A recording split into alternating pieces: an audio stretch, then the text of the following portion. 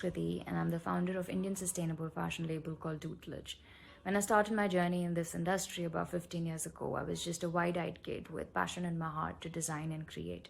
Over time, I picked up various skills that went into garment making, like pattern making, draping, garment construction, garment cutting, and caring for the garments that we created.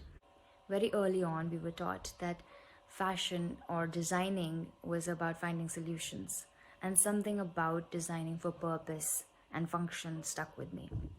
Soon after my college, I had the good fortune to work with various organizations, from export houses to designer labels, to learn about various facets of the fashion industry. And the more I learned, the more I realized that there was something gravely wrong with the way things were being done. And I could no longer continue with my micro perspective and focus merely on my fascination with designing. I started learning more and more about how the industry operated and the macro environment that it existed in. And here's what I found out.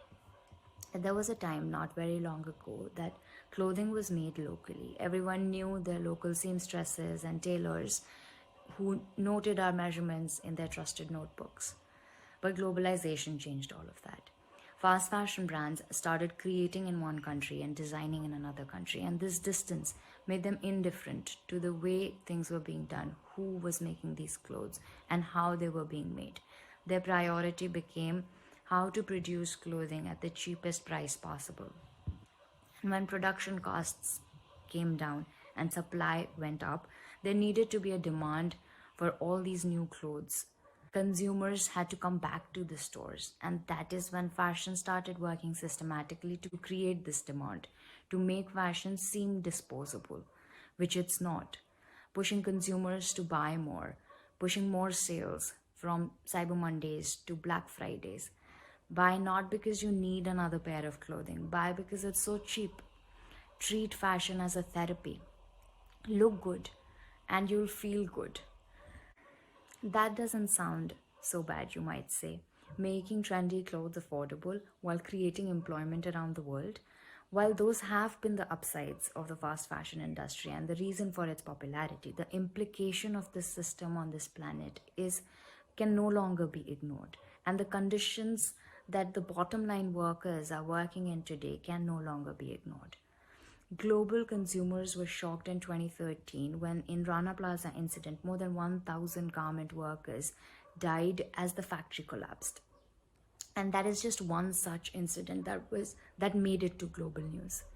Many studies and documentaries since then have shown as to how the fashion industry has grown to become the largest polluting industry in the world with modern day slavery. If you take back one thing from this talk today, I urge you to go back and learn more about the impact of the fashion industry on our planet. It is imperative that we all understand how the clothing that lies in our wardrobe, unused or hardly touched, contributes to climate change. Now let us dig deeper into how fashion operates in a linear system, that is a take, make, waste economy. We take natural resources to make about 80 billion garments every year. We wear them 7 to 8 times before discarding them. This adds to an equivalent of one garbage truck every second full of garments and textile waste into our landfills. We're literally drowning under a huge stream of non-biodegradable clothing and textile waste coming from the fashion industry every year. Let's break this down. Why exactly is overproduction and consumption of fashion so worrisome? To produce these 80 billion garments every year, we use a few key fabrics, which I'm sure all of you have come across as terms. Number one is cotton. Fashion industry uses about 79 billion cubic meters of water per year to produce cotton. That is enough to fill 32 million Olympic-sized pools. Now that statistic is startling because about 2.7 billion people currently live under water scarcity. It takes about 2,700 liters of water to create one average cotton t-shirt. That is about enough water for one person to drink for about 900 days. That is not all. Runoffs from our cotton fields pollute our groundwater and water bodies that are used to feed food crops. The second most important material that we use in this industry is polyester. And polyester is essentially plastic. 52% of our clothing has polyester. 70 million oil barrels are used every year to produce this polyester. And when we wash these garments, we release a lot of microplastics back into water bodies that are further consumed by aquatic life. To put it in number, about 190,000 tons of microplastics are released into our oceans every year because of our polyester clothing. And these clothing cannot be recycled. It takes about 200 years to break down polyester in our clothing. And we produce an enormous quantity of these garments every year. Number 3 is viscose, which is a semi-synthetic and biodegradable material, but if anything in this scale and this quantity becomes unsustainable. 70 million trees are cut every year to produce viscose for the fashion industry. 30% of viscose comes from ancient and endangered forests. These forests are oxygen covers or lungs for our planet, and we're reducing them every year for fashion. And once these fabrics are made, they need to be treated with various chemicals to add finishes and prints and colors to make them look different each year, to make them more desirable each year. With low cost of production, most manufacturing units have no incentives to filter these chemicals out. These chemicals are more often than not directly disposed in closest water bodies. These are just some ways that our environment wears the brunt of this fast-paced industry. Almost all garment production is a very long drawn process, from reaping cotton to making the garment, and it's very highly labor intensive. While it creates jobs for millions of artisans and farmers, even with all the extra hours of work, most bottom line workers can hardly afford to fulfill their basic needs of food, rent, healthcare, and education. And my aim here is not to be an alarmist, but these numbers are just the tip of the iceberg. It is a big and complex problem that often gets overwhelming for anybody who's looking to adopt a sustainable lifestyle or start a social enterprise. And most people stop without even trying, thinking, what can one person do? But in times like this we are living in, it is important to remember what Margaret Mead famously said. Never doubt that a small group of thoughtful, committed individuals can change the world. In fact, that's the only thing that ever has. We all have to start somewhere. I also believe that no one in power is ever inclined to make a change. So it's all the more important for people like you and me to take such initiatives.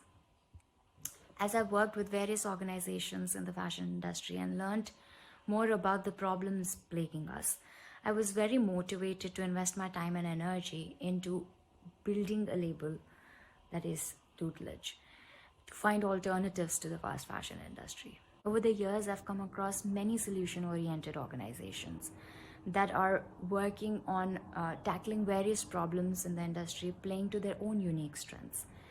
I and my team started finding ways to reduce waste at the design stage and thinking about what happens to the product at the end of its life. We chose to work with fabric waste from various factories. This meant that we could only create limited edition collections. As the fabric was over, so was the collection. So every time we collected fabric wastages, we worked with creative embroideries like paneling, patching, embroidering over defects that allowed us to optimize all the wastage that we had collected. And at this stage, it was also important for us to look for wastage that was either biodegradable or recyclable. So we could do more with the waste that we would create, or we could find ways to look at recycling at the end of the life of the product that we were creating. As we grew, we started working with recycled material, and at that we worked with pre-dyed recycled material, which meant that garments that were collected back for recycling were color segregated and would create specific colored yarns, which made us have limited options to create our fabrics, but at the same time we were able to avoid adding harmful chemicals to our environment while we were working with pre-dyed recycled yarns. Any waste that we produce is patched to make our accessories, it's shredded to make our paper for packaging, and all of that is only possible when we choose the right material. And this is where I urge more entrepreneurs and more organizations to think about circularity while they start designing the product. To further our effort to create a sustainable fashion label, in all our garments we leave excess margins, which allows consumers to connect back with us at a later stage to alter their clothing and increase the life of the clothing that we create for them. We also allow them to declutter with us. All garments that they declutter with us, we either thrift or resell, which gives these garments a second life or a second chance. We also, for all our garment production, we partner with NGOs and social enterprises that helps us produce these clothing. These are organizations that work with artisan upliftment and training programs. They work with fair and living wages with their artisans. They also work with waste management systems and cleaner energy. Working to scale tutelage with like-minded enterprises truly have been an enriching and rewarding experience. Our key takeaway and learning from all of these years of working is that there are solutions that are available, and there are people who are working to make these changes, and they can use our support. As consumers, we all need to do more, be more conscious, and invest in the future we want to see. Thank you.